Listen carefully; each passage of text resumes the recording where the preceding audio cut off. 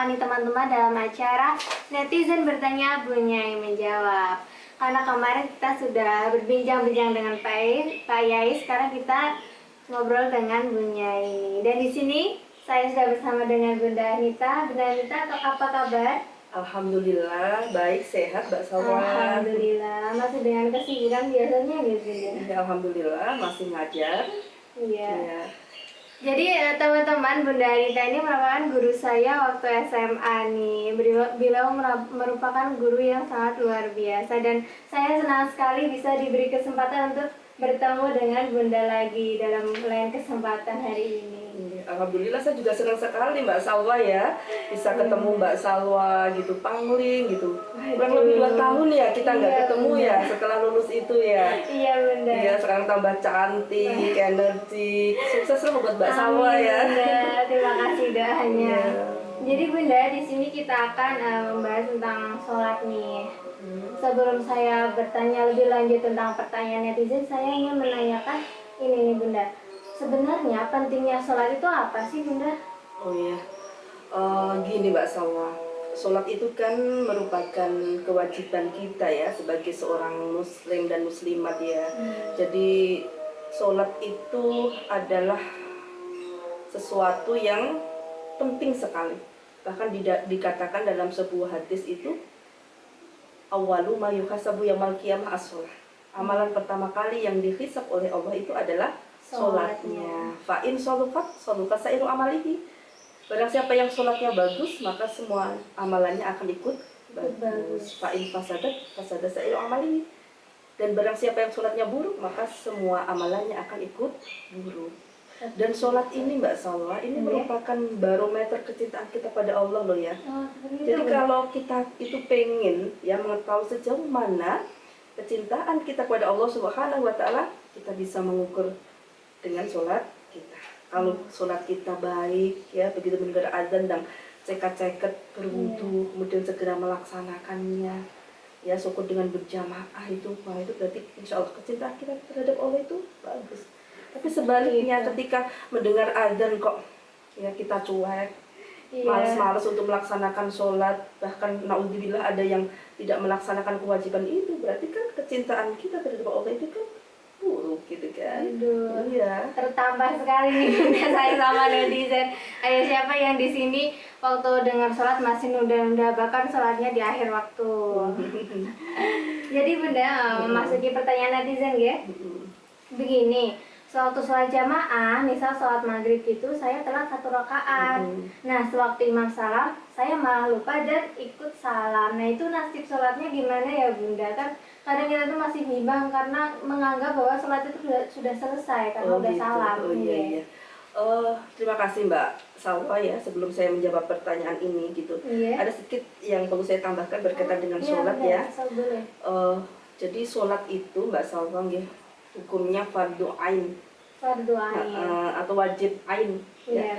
Tiap-tiap individu, tiap-tiap manusia yang beragama Islam itu harus melaksanakan. Kalau dikerjakan dapatkan pahala, ditinggalkan berdosa. Dimanapun tempatnya itu harus dikerjakan dalam keadaan apapun. Kalau bisa dilakukan dengan berdiri ya dengan berdiri. Tidak bisa dengan berdiri harus dilakukan dengan duduk. Duduk kok tidak bisa, harus dilakukan dengan berbaring gitu. Nah, berbaring ini bagaimana caranya? Kalau fisik kita, tangan kita bisa masih menggerakkan ya dengan gerakan tangan itu ya. Kemudian kepala dengan isyaratnya mengangguk gitu. Ya, kalaupun susah untuk digerakkan, maka isyaratnya adalah dengan mengedipkan. Bisa ya benar seperti itu. Bisa. Nah, jadi sholat itu memang harus dilaksanakan dimanapun tempatnya dan bagaimanapun keadaannya. Kalau sudah masuk waktu sholat fardu ini yang dimaksud ya. Begitu. Selain itu Mbak Salwa, kita usahakan kalau sholat itu juga berjamaah gitu kan ya. Karena apa? Orang yang sholat berjamaah itu pahalanya dilipat gandakan. Itu darajat. Gitu kan. Kalau sholat sendirian itu kan cuma 1 pahalanya ya. Bahkan dikatakan oleh Rasulullah SAW ya, sholatul jamaati ya afdalu min sholatil fati bisa ba'aina wa aisarina darajah. Sholat berjamaah itu ya lebih utama dibandingkan dengan sholat Sendirian. dengan dilipat gandakan pahalanya 27 darajah itu. Nah, sholat jamaah itu tidak kok harus banyak jumlahnya gitu. Bahkan ketika kita sholat berdua, mungkin dengan kakak kita, dengan adik kita, teman kita, atau ibu bapak kita, itu sudah dikatakan berjamaah gitu kan. Jadi sayang sekali ketika kita sholat kok sendirian terus. Misalnya kita hitung secara matematik ya, taruhlah kalau sholat sendirian kan satu kali 5 itu cuma dapat pahalanya berapa? 5 kan? Ya, misalnya kita hitung secara matematik loh ya. Tapi kalau kita dengan berjamaah, coba kita hitung 27 dikali 5 waktu ya. Dikali 5 waktu itu sudah berapa coba? 135 kan? Ibaratnya kan seperti itu. Tapi terlepas dari apa itu nilai ataupun pahala yang kita hitung secara matematik kan, yang jelas luar biasa sekali manfaat sholat berjamaah itu gitu. Kemudian berkaitan dengan pertanyaan tadi ya Mbak, misalnya ada seseorang yang sholat berjamaah kebetulan sudah ketinggalan, taruhlah ketinggalan 1 rakaat gitu ya. Iya benar. Nah, imamnya salam, dia kok ikut salam? Karena lupa ya, tidak menambah rakaatnya. Nah, maka bagaimana gitu? Apa harus kemudian menambah sendiri meskipun sudah ikut salam ya, menambah rakaat yang ditinggalkan, atau ulang dari awal karena lupa tadi. Nah, ini kebetulan Mbak Salwa, saya itu pernah membaca gitu kan ya, membaca dan kebetulan saya tulis nih, saya dokumenkan nih ya tentang orang-orang yang mengalami masalah lupa dalam menambah rakaat tadi gitu kan ya. Nah, yang namanya manusia itu kan memang tempat salah dan lupa ya. Sebagaimana pepatah Arab itu atau mutiara Arab itu begini bunyinya, al insanu mahalul khotok dan nisyan ya. Manusia itu adalah tempat salah ya, tempat dosa dan lupa. Maka kadang ya wajarlah manusia itu lupa gitu kan. Tapi jangan sampai kemudian kita terus-terusan lupa gitu. Maka di sini bagaimana caranya kita itu supaya ya sholat itu bisa lebih konsentrasi. Makanya mulai dari berwudu itu pun kita harus sungguh-sungguh juga gitu kan ya. Iya benar. Niat ya dalam wudu itu sebelum kita itu membasuh berkumur. Kalau berkumur itu kan sunnah ya. Kemudian sebelum berkumur ya itu niat dulunya itu harus, dalam rukun wudu itu ada niat ya. Niatnya itu bisa cukup membaca bismillah juga boleh, dan awal itu wudu'an juga boleh, terserah lah gitu kan ya. Bismillah saja sudah cukup, diperbolehkan juga gitu kan. Niatnya itu harus kita lakukan gitu kan ya. Kemudian juga ketika berwudu juga sungguh-sungguh betul gitu. Bahkan kita dianjurkan kalau sesudah wudu itu kan berdoa Mbak. Asyhadu an la ilaha illallah wahdahu la syarikalah wa asyhadu anna Muhammadan abduhu wa rasuluh. Allahumma ja'alni minat tawwabina wa ja'alni minal mutatahhirin wa ja'alni min ibadikas sholihin. Nah, ini alangkah baiknya kalau kita bisa berdoa kalau sudah wudu ini gitu ya, biar Allah Subhanahu wa taala itu menjadikan kita orang-orang yang bertaubat, orang-orang yang bersuci, kemudian menjadikan kita sebagai hamba yang soleh kan seperti itu. Nah, kemudian pas sholat pun kita bisa lebih konsentrasi. Apabila terjadi mungkin yang namanya manusia, kembali lagi ke tadi ke manusia ya, sifat manusia. Kadang kan kita itu pikiran kita terganggu, konsentrasi kita terganggu, menerawang kemana-mana, berjalan-jalan kemana-mana gitu kan ya. Iya benar. Nah itu kalau memang terjadi seperti itu Mbak, itu bagaimana kita itu sebisa mungkin, sesegera mungkin ya ingat kalau kita lagi sholat gitu kan, ya kita lagi sholat sehingga kita bisa fokus kepada Allah Subhanahu wa taala. Karena ketika kita sedang sholat itu kan menghadap Allah nih, Allah itu pasti tahu kita gitu kan. Maka kita pun harus bersungguh-sungguh di hadapan Allah Subhanahu wa taala. Jangan kita ikuti pikiran kita yang kemana-mana itu sampai salam selesai baru ingat kalau kita sedang sholat gitu kan ya. Jadi berkaitan dengan pertanyaan tadi, orang yang lupa menambah rakaatnya karena lupa tadi ya, ini ada beberapa hal yang dapat dilakukan. Ini berdasarkan penjelasan Al-Qofar ya di dalam kitabnya Hilyatul Ulama ya fi ma'rifatil muzahibil fuqaha ya, yang artinya ya, jika lupa sebagian rakaat sholat dan baru ingat setelah salam itu, kita boleh menambahkan rakaat yang dilupakan secara langsung seperti itu. Bila selang waktunya tidak terlalu lama, tapi bila selang waktunya tidak terlalu Dan lama catatan ya, itu ya Bunda. Gitu. Apabila jika keduanya terlalu lama ya, kita wajib mengulang sholat secara keseluruhan gitu. Nah, di sini dikatakan ulama berbeda pendapat perihal seberapa lama selang waktunya. Nah, ini ada beberapa pendapat Mbak Salwa ya.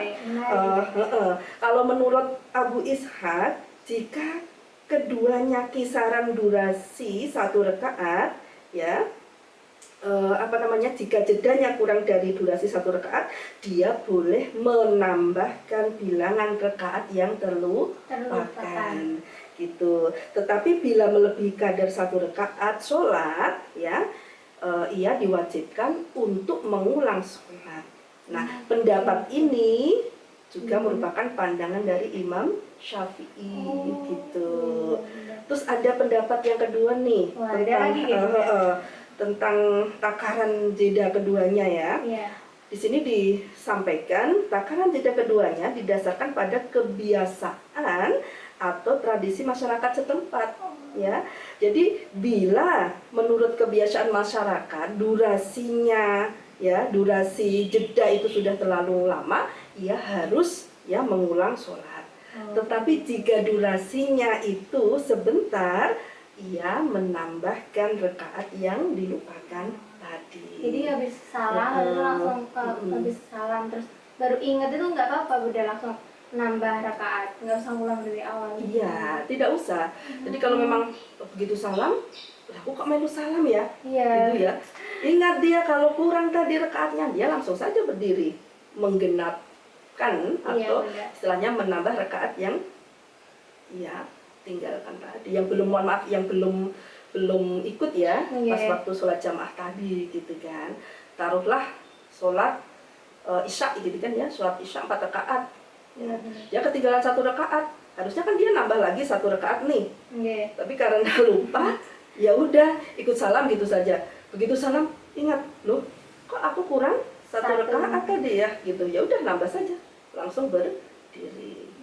Tapi kalau ingatnya sudah lama ya, sudah selesai doa, beranjak dari tempat sholat, kemudian sudah pulang di rumah baru ingat ya, anjurannya adalah mengulang dari awal ya. Sholat isya-nya juga 4 rakaat gitu Mbak Salwa.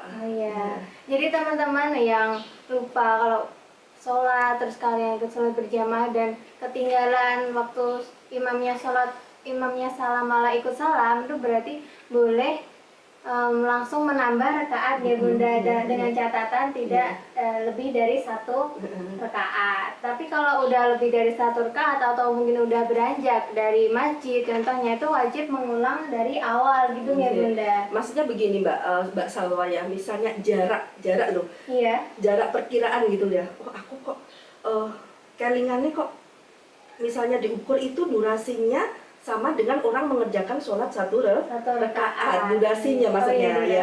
Durasinya kok kira-kira masih 1 rakaat, itu masih boleh langsung nambah saja gitu loh. Tapi kalau durasinya kok melebihi orang yang sholat 1 rakaat gitu kan ya, atau mungkin sudah terlalu lama banget gitu kan, nah itu diulangi dari awal gitu ya. Gitu ya teman-teman. Ada ralat sedikit, kalau lebih dari 1 rakaat itu wajib mengulang durasinya. Durasinya lebih dari 1 rakaat itu wajib untuk mengulang sholat dari awal. Ini pendapat awal loh ya, pendapat pertama loh ya. Tapi pendapat yang lain tadi tidak diukur dari lamanya atau durasi sudah 1 rakaat selama 1 rakaat atau belum gitu kan. Kalau di sini tadi pendapat kedua menyatakan takaran jeda keduanya itu berdasarkan kebiasaan atau tradisi masyarakat setempat ya. Bila menurut kebiasaan masyarakat tuh durasinya itu sudah terlalu lama, wis kesuwen gue ya harus diulangi dari awal. Tapi kalau masih sebentar, ya beberapa menit gitu kan, bahkan mungkin pas waktu doa baru ingat, "Wah, aku kurang siji ya." Nah itu cukup dengan menambah gitu kan, menambah rakaat yang tadi kurang atau lupa itu tadi. Begitu ya Bunda. Mungkin ada tambahan lagi untuk tentang sholat untuk teman-teman semuanya.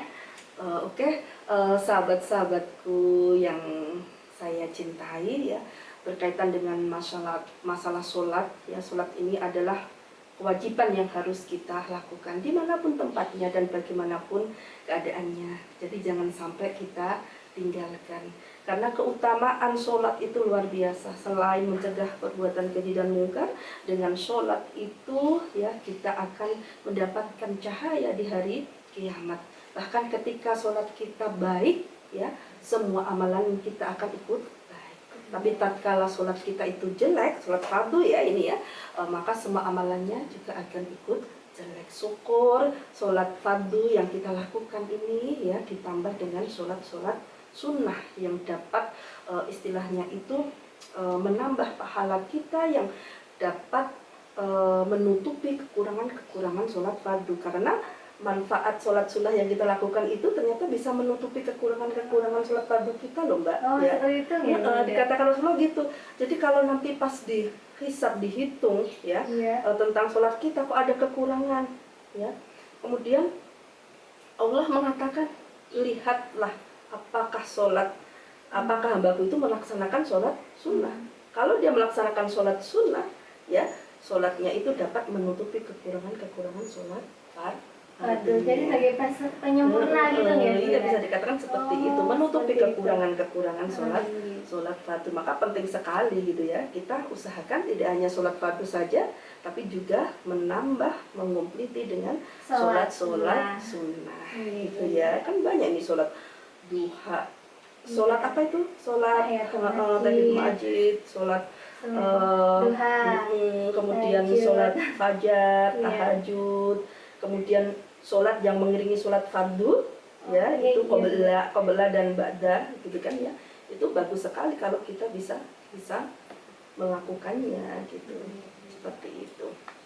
Jadi teman-teman, gimana tadi jawabannya? Sudah sangat memuaskan sekali kan bagi kalian yang sholat terus ikut sholat berjamaah lalu terlambat, dan waktu imamnya sholat malah bingung, malah lupa, itu sudah tahu kan harus bagaimana. Nah, terima kasih Bunda Anita atas jawabannya. Pasti netizen sudah sangat senang sekali atas jawabannya, karena ini masih menjadi PR atau masih menjadi kebimbangan netizen nih Bunda.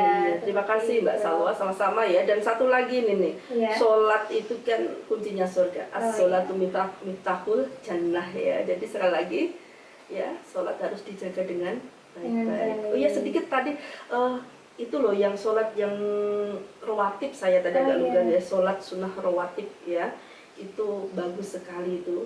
Maka diusahakan misalnya sebelum sholat duhur bisa sholat sunnah dulu, sesudah sholat duhur misalnya bisa sholat dulu gitu kan.